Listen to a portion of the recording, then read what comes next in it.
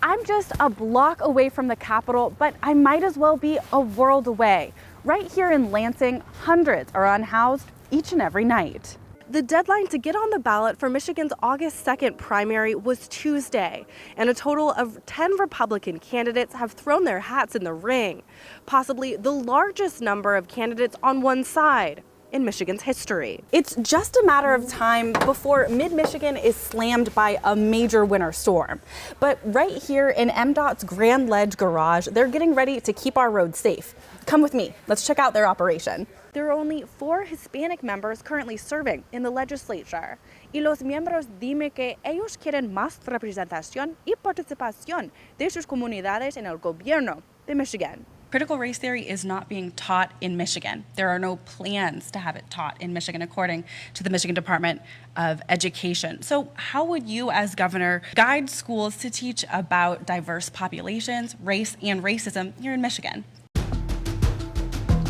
Snow sure is pretty when you're cozy inside, but weather like this, it can be dangerous. And not just because it's slippery. In fact, shoveling snow actually increases your risk for a heart attack. And according to the American Heart Association, hundreds of people die each year during or just after snow removal.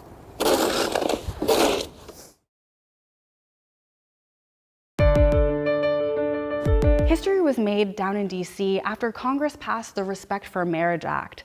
But it's right here in Michigan's highest court where LGBTQ Michiganders will have to continue to fight for their rights, despite landmark legislation coming out of DC.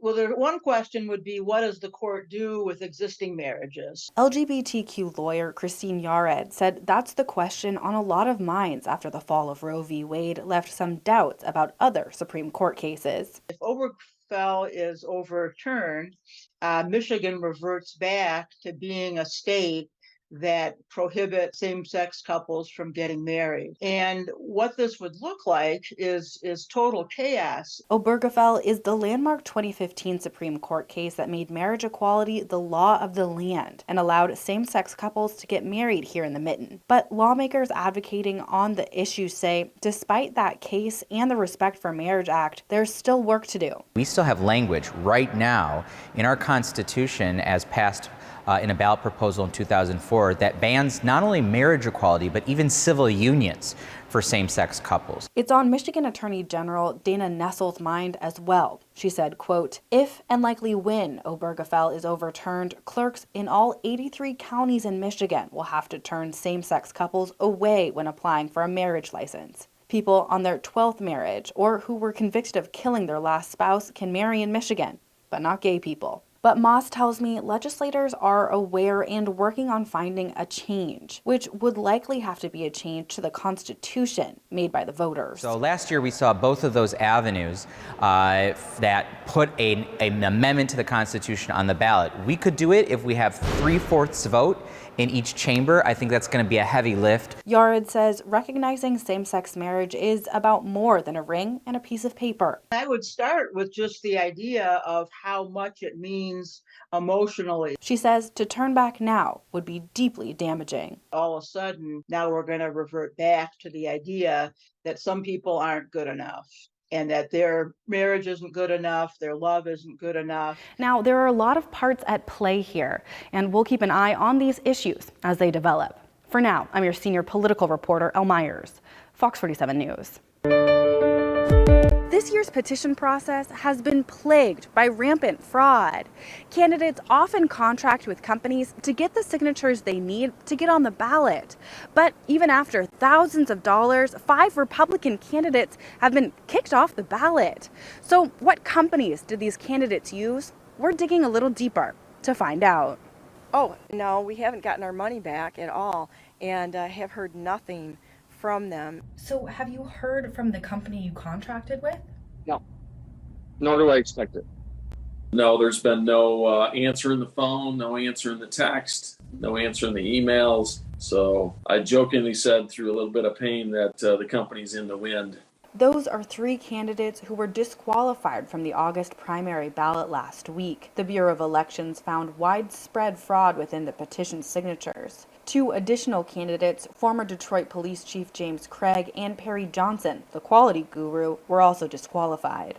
It's a very painful situation, 9 months worth of work on my campaign for governor to have it ended in a few hours. All 5 candidates who were disqualified used signature gathering companies, a common practice. But Michigan State University professor Matt Grossman tells me it also incentivizes some shady practices. The obvious problem with that is that it incentivizes people to collect signatures however aggressively or however invalidly they might be able to. The increased cost of running campaigns this year made the practice a more significant problem.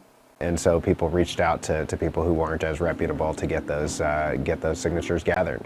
Captain Mike Brown, Donna Brandenburg, and Chief James Craig's campaigns confirmed to Fox 47 that their teams used a Michigan-based company called First Choice Contracting, LLC. Perry Johnson's team could not be reached for comment, and Michael Markey tells me he didn't use the Michigan firm, but said some of the same circulators worked with multiple companies. That company's done business with other political professionals in Michigan and in the United States. But First Choice Consulting LLC and the man behind it, Sean Wilmoth of Warren, have a documented history of fraud, according to news reports across multiple states. The company's webpage requires a password to log in, and phone numbers associated with the company don't connect. Verizon Wireless, your call cannot be completed as dialed. Please check the number and dial again. I was having constant communication with the company really from January up until, well, I guess it was last Monday that But now the company's in the wind. It's kind of a police term, but that's accurate. of the 5 candidates who were kicked off the ballot, both Markey and Johnson have been rejected by the Michigan Court of Appeals. Now that means they officially won't appear on the ballot. Both Craig and Brandenburg are still waiting on a ruling, and we'll keep you updated. For now, I'm your Capitol reporter, Elle Meyers, Fox 47 News.